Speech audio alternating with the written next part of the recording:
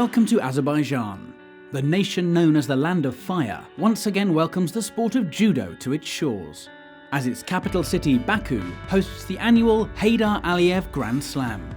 Last year, this event took a break as Baku hosted the biggest spectacle of the year, the 2018 World Judo Championships, an occasion which has bolstered Azeri love for this sport. After the colourful local culture was on show during the opening ceremony, attention turned to a star-studded entry which promised some mouth-watering matchups and delivered some brilliant action. We'll bring you a feature on the forgotten third judoka on the tatami, the referee. We'll follow the local judo heroes and see if Israel's Sagi Muki could continue a wonderful year by becoming world number one.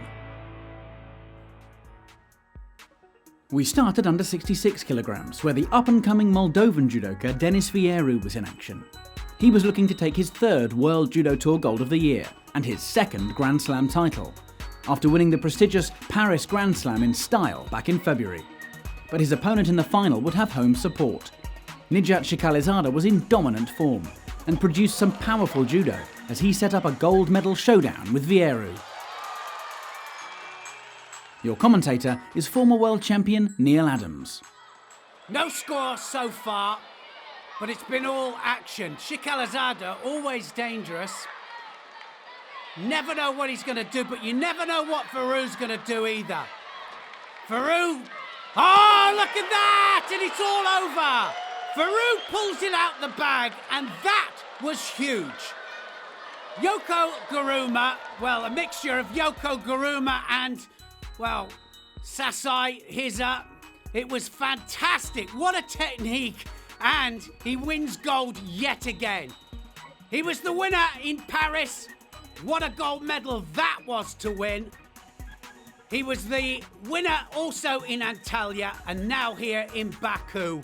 And that technique was out of the blue. Shikhalizada, well, he doesn't go over easily, but this man here made it look easy.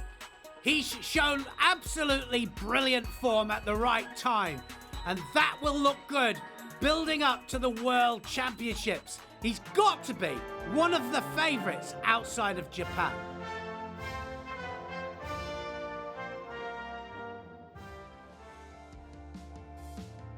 At under 57 kilograms, a final between Olympic champion Rafaela Silva of Brazil and world champion Yoshida Tsukasa of Japan lay in store. Silva rediscovered her Uchimata en route to the gold medal match and looked awesome throughout the day. This Ippon win against Ellen Resevo of particular note.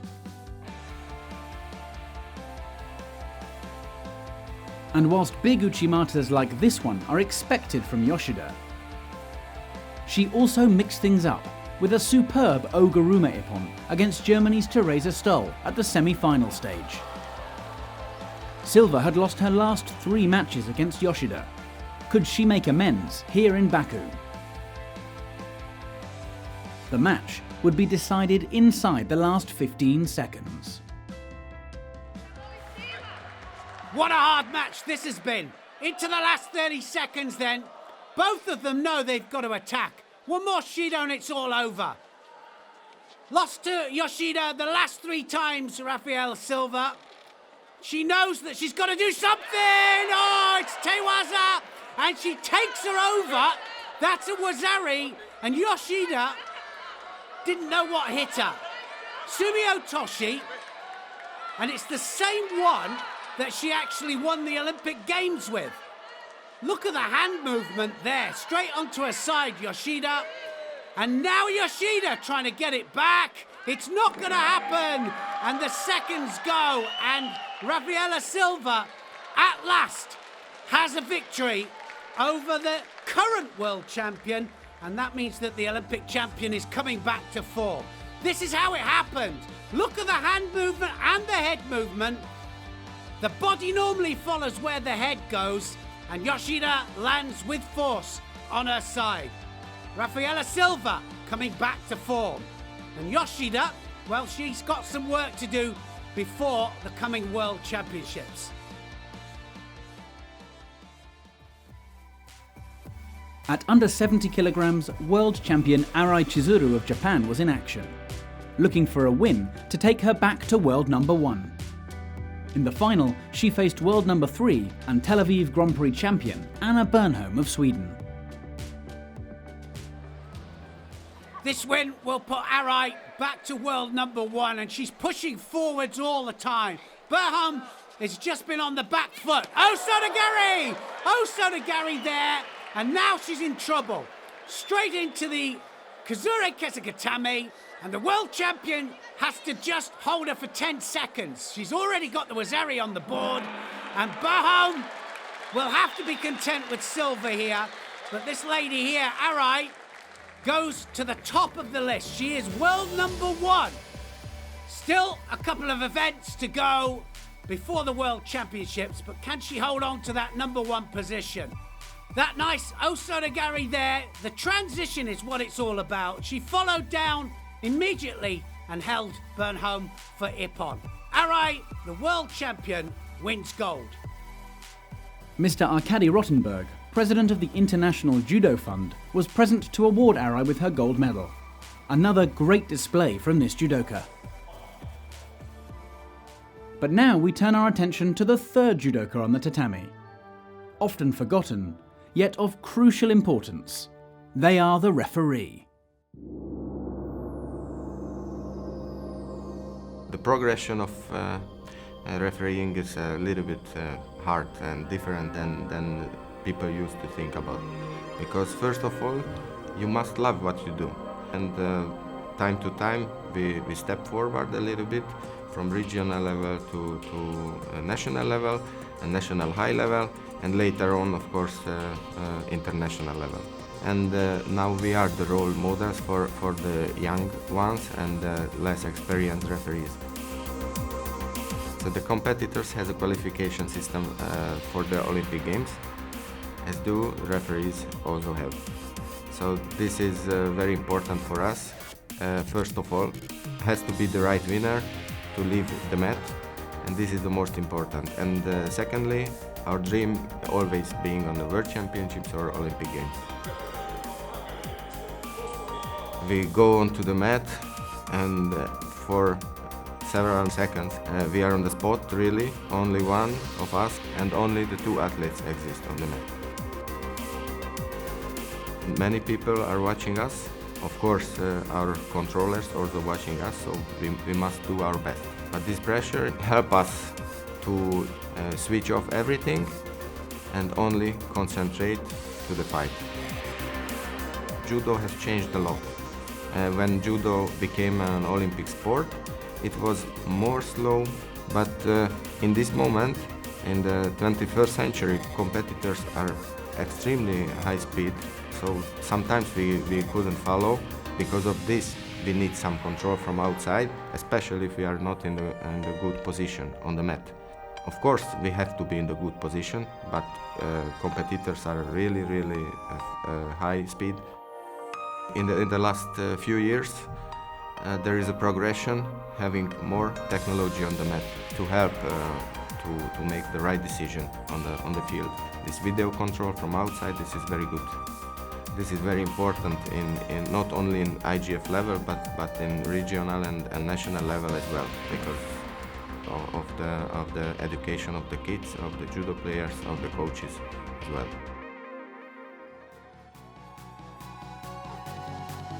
Looking good at under 100 kilograms was former world number 1 Michael Korrel of the Netherlands, who produced a flashy Kouchigari against Lithuania's Karolis Bauza in their quarter-final matchup. Facing Korrel in the final would be Russia's Kazbek Zankishiev, who had upset home fighter Zelim Kostoyev with a dropping shoulder throw on his path to the gold medal match. The battle between these 2 judoka for the Baku Grand Slam title would be decided in golden score. What a match this has been! Zankishiev just waiting his time. He's been doing it all day. Just conserving energy. Now, Korrel does it! He gets it in golden score. Soni Surikomigoshi, and that was a little bit of a delay. But in the end, because it was progressive, he takes him over for the Azeri. Great technique from Coral, drops right underneath the Russian's legs. And look at that, it's complete rotation and it was continuous. Drops underneath, and Zankishiev couldn't do anything about it. He knew that he was in trouble here. And of course, second stab does it. Gets the Azeri in golden score. And he wins the gold medal for the Netherlands. Coral does well. And he wins his first World Tour gold in just over a year.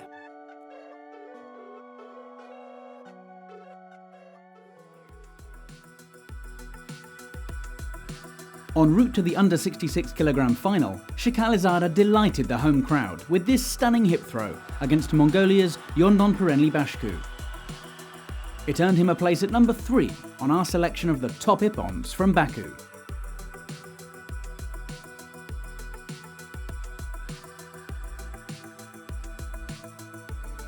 At 2 is Russia's Hussein Kalmazeyev, who came from behind to stop the exciting young Japanese judoka Murao Sanshiro in their contest at under 90 kilograms. After initially attacking forwards with Uchimata, he then brilliantly changed direction to throw backwards with Uranagi. It meant he scored ippon inside the last 30 seconds of the contest, meaning it was the Russian who progressed.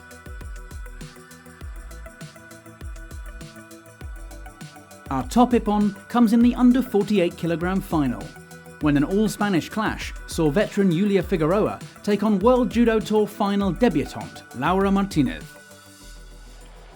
Martinez really taking the fight to the more experienced Figueroa. She has the sleeve. Now what's going to happen? Osoto! What an Osoto! Brilliant stuff. And wow, what a breakthrough into the big time that was. Figueroa tried to keep her at bay, but that snaking Osoto Gary there, and it was off the sleeve, absolutely buries her. Figueroa couldn't do anything about it. Look at the head driving down there. Look at the control on the sleeve. And she takes her down for the biggest and the best ippon of her life so far, that is. But that was brilliant stuff. It was a great Osoto. And those tears say it all. At under 60 kilograms, Georgian youngster Timur Nozadze produced some stunning judo as he blasted his way to the final. The 21-year-old showed he has a big future, boasting a dynamic and unorthodox style, which saw him win every bout by ippon during the day.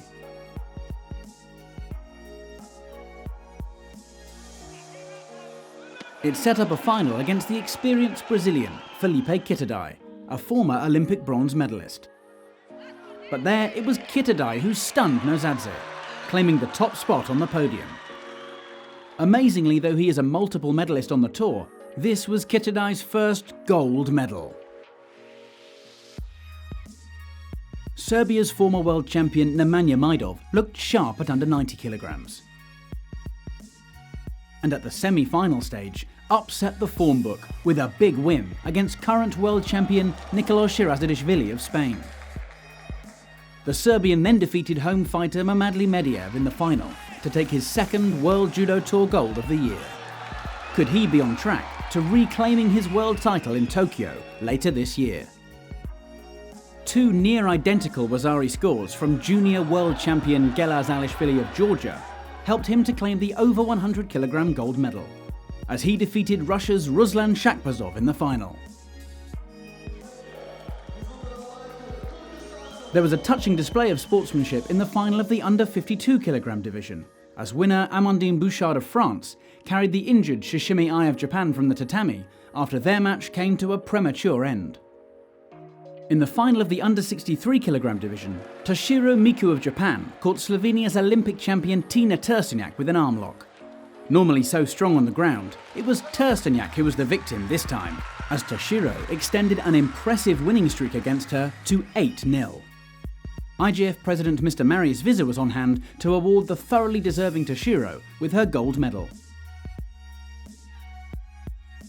Germany's Louise Malsan looked brilliant at under 78 kilograms, as she set up a final with her compatriot Anna Maria Wagner. And although Wagner has been dominant this year, It was Malzahn who took gold this time in Baku. 2 Azeri scores, enough to give her a first win on the World Judo Tour since 2014. Finally, the over 78 kg gold went to the Ukraine, after Yelizaveta Kalanina defeated Larissa Cheric of Bosnia and Herzegovina by ippon in the final.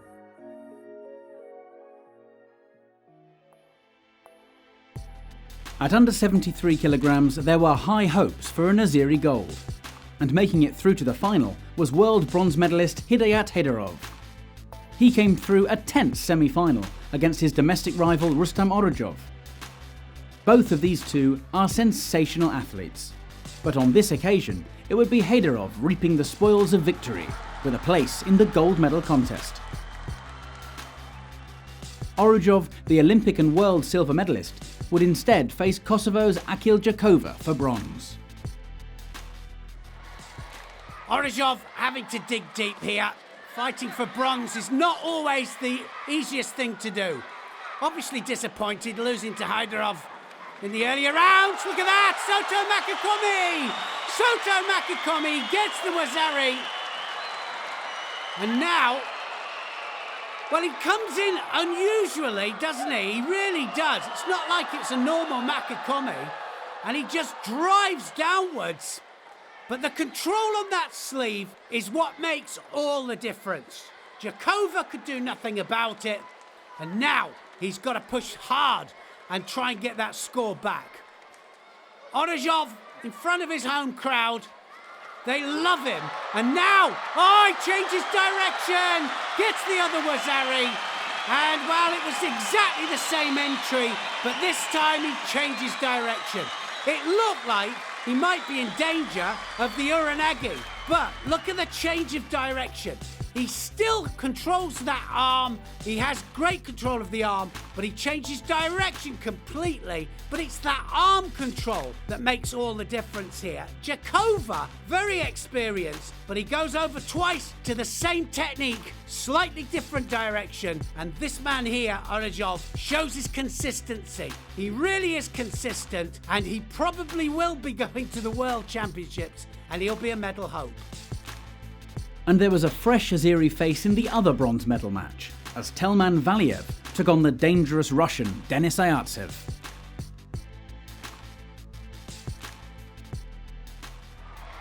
Azerbaijan have such depth in this category. Valiev going for the other bronze here. Ayatsev so experienced though. Look at that! Oh! What a Sasai Surakumiyashi that was! That was massive!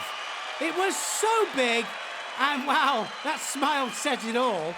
You don't very often see him out there because, of course, Heydarov and, of course, Orujov are ahead of him, but that was a point under pressure, and he wanted to show what he could do against a very strong opponent, and that was pure class. Sasai Surakumiyashi, and he literally puts his shoulders onto the mat. That was brilliant. 2 bronzes then for Azerbaijan and a chance of gold still to come.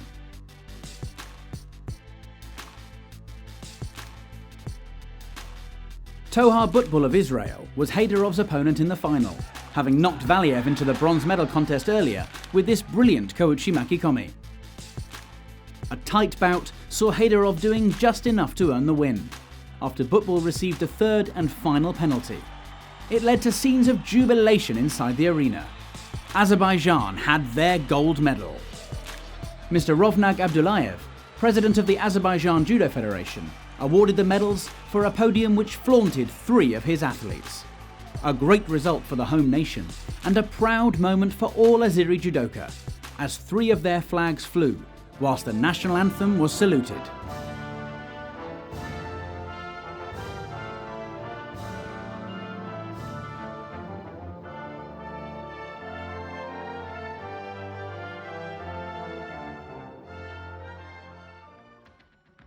We finish at under 81 kilograms, where Israel's Sagi Muki is having an incredible year. A gold at the start of the season on home soil at the Tel Aviv Grand Prix was followed by a Grand Slam win in Ekaterinburg in March. Another win here in Baku would see Muki move to world number 1. clearly one of the favourites for World Championship gold in Tokyo, we caught up with Muki for our latest Meet Your Judoka feature. I started judo at age of 4 at Oren Smaja Club. I was an energetic kid and my mom was running after me for everywhere, so she tried to put me in a place to throw up all my energy, and the judo was the right place. My favorite throw is Sore Tsuriko Mugoshi, because I took it to my place, to my style, and it's going really good for me, so this is my favorite. I'm not making a lot of newaza, but I prefer the shimiwaza. My best memory from the IGF tour was in Grand Slam Abu Dhabi. It was a really historical moment for me and all my country, also for the world. I like to do barbecue with my family and my friends, to invite them to my house and everybody sitting together, speak and share everything. So it's also connecting everybody. This is my favorite food. I don't like specific genre, but whatever have a bit, I like. My favorite movie is Rocky. I grew up watching this movie. I'm excited every time I see this movie again. My hero is my dad. He was taking me to judo 4 times a week till I got my driving license, and he was being for me there all of the time. So Dad, I love you. My hidden talent is juggling. You can pick me whatever 3 objects you like and I will do with it juggling. I like the Japanese style. It's explosive and fast, and I like Ope 66, Ono 73, also Hashimoto. It's explosive and fast, so I prefer the Japanese judo.